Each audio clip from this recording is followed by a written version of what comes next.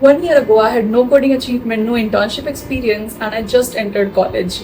Today, I got internship at NIT as a first year student, and in this video, I'm going to tell you what exactly I did, what exactly happened, and how you can do it too. Hi people, I'm Sakshi. I am a first year CA student and I started coding at the mid of my first semester when my term exams were approaching. Because at the start of the college, I was exploring a little like different place, new people, new culture, everything's different. So it took me some time to settle down. Okay, so talking about my initial coding skills, my initial coding skills were zero. Like I come from a coaching background. I was preparing for competitive exams before my college and I took a dummy school, so I never actually went there. So for coding part, I just knew about HTML. Yeah, that's it. So overall, I'm not a topper. I'm not a coding genius who knew everything before coming to college. I just started learning here in this 1 year, and I'm just a first year student who is trying to balance studies, content creation, and learning new skills. If you want to apply in NIT for internship, keep an eye on the official announcements from NIT between the month of Feb to May. And if you want, you can also follow professors on LinkedIn because many opportunities are posted there before appearing anywhere else. I'm talking about myself, I emailed professors directly.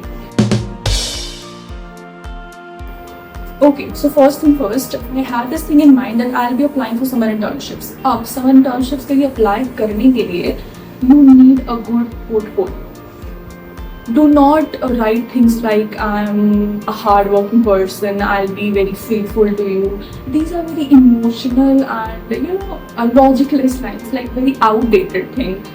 Now I'll be telling you how you can make a resume with the help of AI. So first, go to Chrome, search Career Flow AI. When you land to the web page, just click here on sign up for free.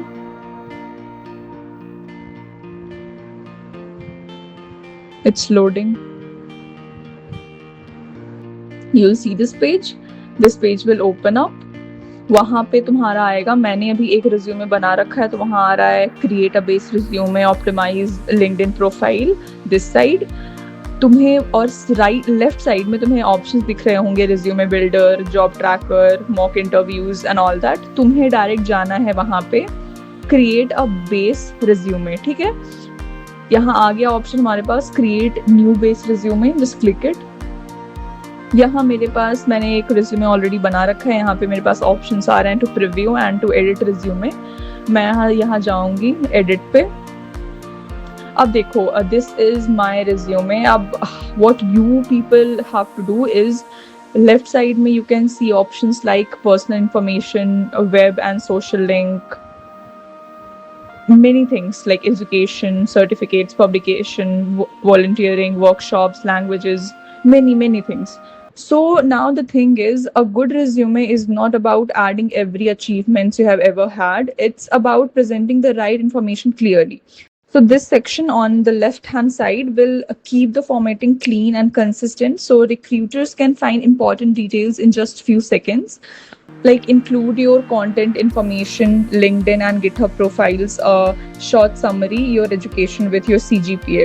Like add your CGPA if it's strong and required. Write relevant skills, project, certification, workshop and any experience that supports the role you're applying for. Like write the certificates which you have done in your first year, workshops if you have done any. So write all that.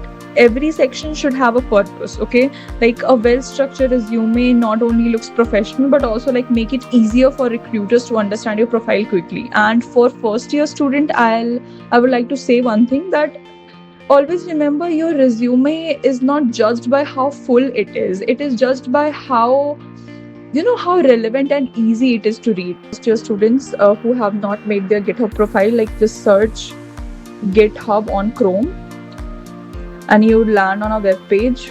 Just click on the GitHub there. I'll go to my profile. See here you can see in I have 4 popular repositories. These are the 4 projects I have done. So you need to have some projects ready in your GitHub that you'll be attaching in your resume. Just here click on repository. Here after clicking it, it says new. So after clicking on new, you can start making a new repository here. You can give it any name and then write the description and everything, the code which you want. Then here click at create repository and you will be creating a new repository. Okay, so this is all for the GitHub thing. Now let's come on the email part, what I emailed them exactly and how I got selected. So let's come on the start portion. I actually started, and this is what I emailed him, and I also attached my resume here, so you can do all that. So focus mainly on your achievement, skill set, and tell them why you are a good fit for them to hire you as an intern.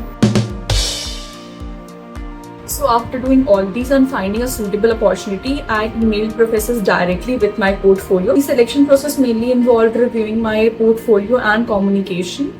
And the most important parts were that I really focused on being professional and showing genuine interest, like why I actually want to work with them. And I did that, and the efforts paid off, and I got the internship. See, to be honest, I do not have any extraordinary CGPA, huge coding achievements, or years of experience. But what helped me gain this opportunity is that taking initiative, not being afraid of rejections, and being consistent. Most people think that internships are just only for seniors, but opportunity do exist for first year students if you are ready to go all out and search for things. And always remember one thing, this world rewards audacity more than potential. So this internship is just a small beginning. I am also working as a freelancer, as a social media manager in a small business. If you're a college student who wants to learn new skills, earn their own money, make sure to subscribe and follow along. Bye.